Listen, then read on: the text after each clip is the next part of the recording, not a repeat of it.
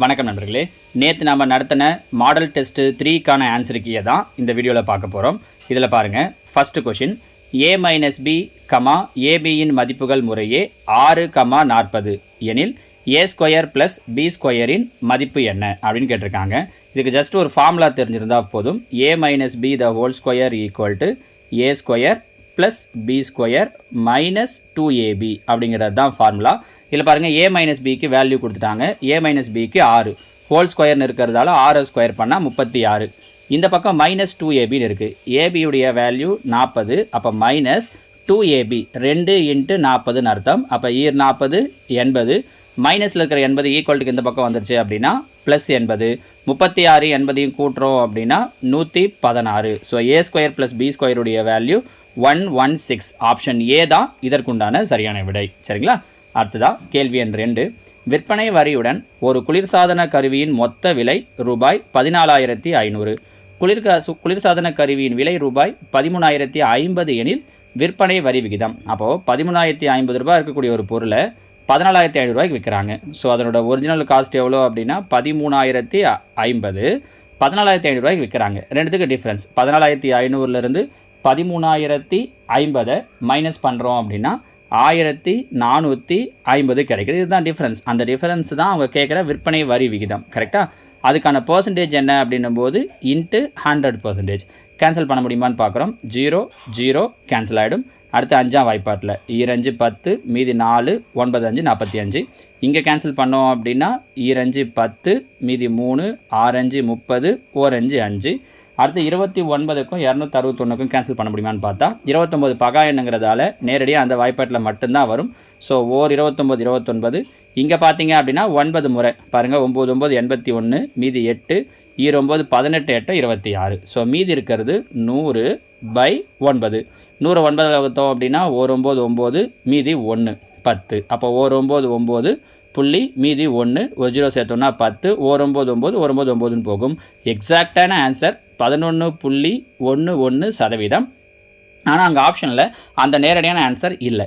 அப்போ அதுக்கு நியரஸ்ட்டாக எது இருக்கோ அதை சூஸ் பண்ணலாம். 11.11க்கு நியரஸ்ட்டாக இருக்கக்கூடிய வேல்யூ 10% அப்படிங்கிறதால ஆப்ஷன் சி 10% நம்ம இதுக்கான விடையாக சூஸ் பண்ணலாம். சரிங்களா? அடுத்ததாக 3வது கேள்வி. வட்டக்கோண பகுதியின் ஆரம் 12 சென்டிமீட்டர், நீளம் 21 சென்டிமீட்டர் எனில் அதன் பரப்பளவு என்ன?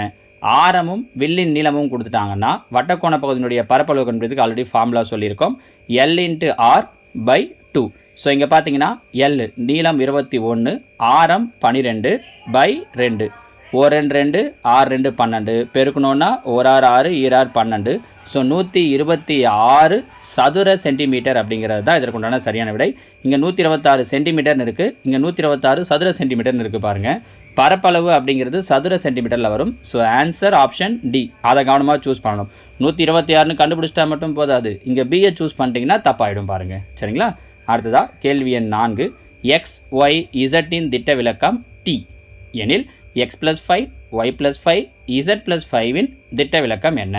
திட்ட விலக்கத்தை பொறுத்த வரைக்கும் ஒரு குறிப்பிட்ட நம்பரை கூட்டினாலோ கழிச்சாலோ திட்ட விலக்கம் மாறாது.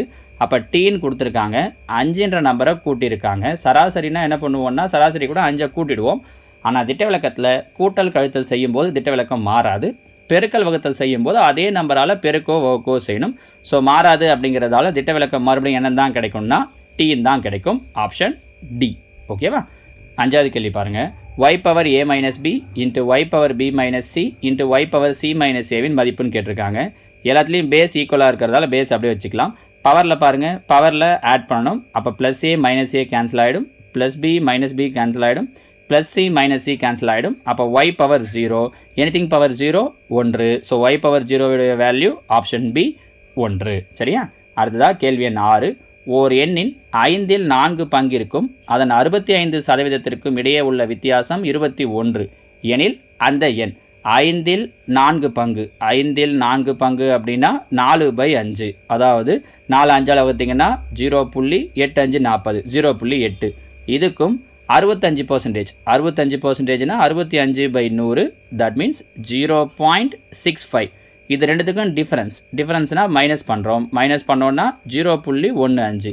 அதாவது அவங்க என்ன சொல்லியிருக்காங்கன்னா 0.15 அப்படிங்கிறது தான் 21. அப்போனா அந்த நம்பர் என்ன, அதாவது அதோட 100% என்ன, ஏன்னா பெர்சன்டேஜில் கொடுத்துருக்கிறதால 100% என்னன்றது தான் கொஷின். கரெக்டாக? அப்போ இங்கே பார்த்தீங்க அப்படின்னா 0.15ங்கிறது 21. அப்போ 20 பெருக்கல்ல இருக்கிற 0.15 இங்கே வந்துடும். 0.15 அந்த முழுமையான எண் என்னென்னு கண்டுபிடிக்கணும்னா இதை எடுத்தையும் கேன்சல் பண்ணால் போதும். சப்போஸ் அவங்க அதனுடைய பெர்சன்டேஜ் என்னென்னு கேட்டாங்கன்னா இன்ட்டு 100 போடலாம். அவங்க அந்த பெர்சன்டேஜ் கேட்கல, அந்த நம்பர் என்னன்னு தான் கேட்டிருக்காங்க. இப்போ பாருங்கள், நம்ம இதை புள்ளி இல்லாமல் மாற்றணும் அப்படின்னா கீழே புள்ளிக்கு அப்புறம் 2 நம்பர் இருக்குது. அப்போ மேலே 2 ஜீரோ சேர்த்துக்கலாம். 2100 பை கீழே அந்த 2 நம்பர் போயிடுச்சு அப்படின்னா 15. நான் புள்ளிக்கு அப்புறம் 2 நம்பர் தள்ளிட்டோன்னா 15 ஆகிடும். 5ஆம் வாய்ப்பாட்டில் அடிக்கலாம் பாருங்கள்.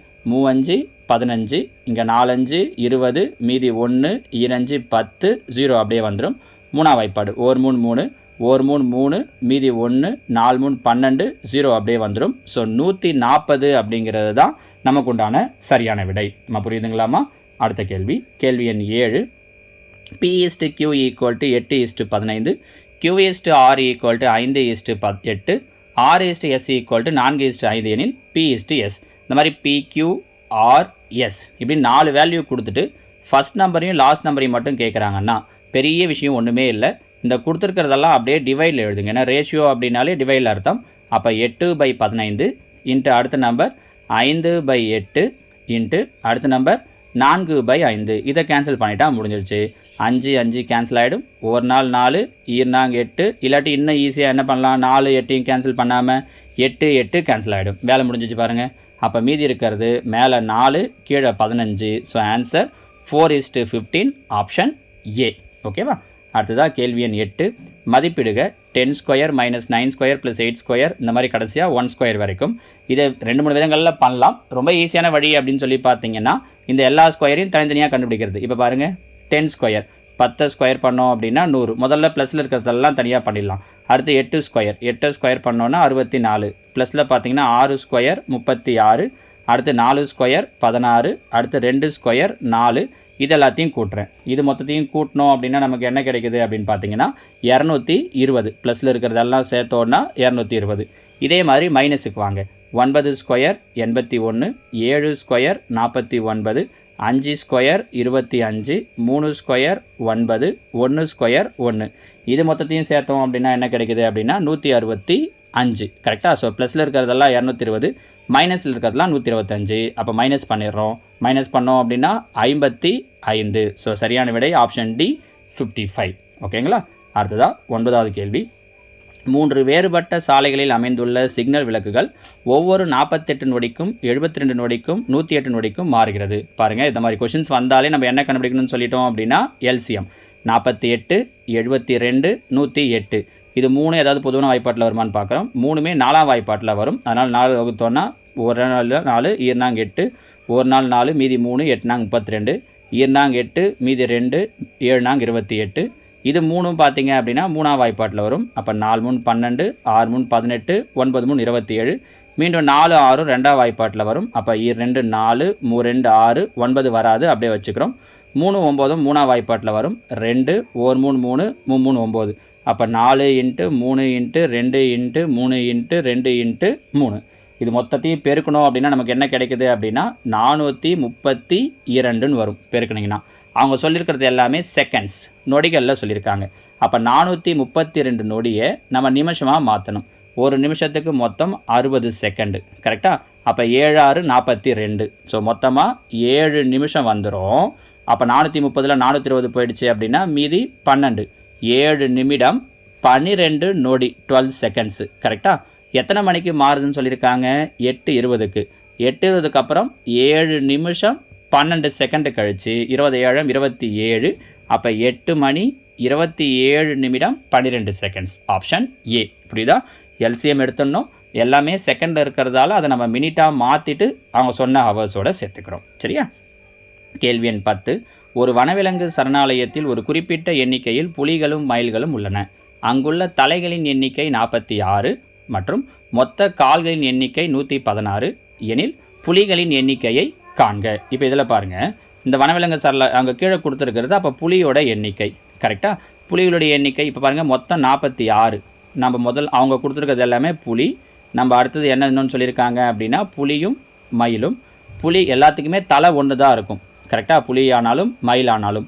அப்போ 46 தலைன்னு சொல்கிறாங்க அப்படின்னா, இப்போ இதில் பாருங்கள், புலிக்கு 14 தலை சொல்லிட்டாங்க. அப்போ மொத்தம் 46 மிருகங்கள், விலங்கோ பறவையோ 46 இருக்குன்னு அர்த்தம். அப்போ 46ல் 14 போயிடுச்சுன்னா மீதி 32. நம்ம கால்களுடைய எண்ணிக்கைக்கு வருவோம். 14 புலி இருக்குது அப்படின்னா ஒவ்வொரு புலிக்கும் 4 கால் இருக்கும். அப்போ 14 × 4 56. 32 மைல் இருக்குன்னா ஒரு மைலுக்கும் 2 கால் இருக்கும், அப்படி தானே? அப்போ 32 × 2 64. ரெண்டுத்தையும் கூட்டினோன்னா என்ன கிடைக்குதுன்னா 120 கால் கிடைக்குது. ஆனால் அவங்க 116 சொல்லியிருக்காங்க. அப்போது இது ஆன்சர் இல்லை, ஆப்ஷன் ஏ இல்லை. பிக்கு வருவோம். 12 புலி, மொத்தம் 46 மிருகங்கள் அப்படின்னா 46ல் 12 போயிடுச்சுன்னா மீதி 34. ஒரு புலிக்கும் 4 கால். அப்போ 12 × 4 48 ப்ளஸ் 34 மைல், ஒவ்வொரு மைலுக்கும் 2 கால். 34 × 2 68. ரெண்டுத்தையும் கூட்டினோம் அப்படின்னா 116. அவங்க சொன்ன மொத்த கால்களுடைய எண்ணிக்கை சரியாக வந்துடுச்சு பாருங்கள். ஸோ அங்கே இருக்கக்கூடிய மொத்த புலிகளுடைய எண்ணிக்கை 12. Option B. சரிங்களாம்மா? இது வரைக்கும் 10 கேள்வி விடைகள் சொல்லியிருக்கேன். அடுத்த 10 கேள்விகளுக்கு நான் அடுத்த வீடியோவில் விடைகள் சொல்கிறேன். ஓகேவா? தேங்க்யூ.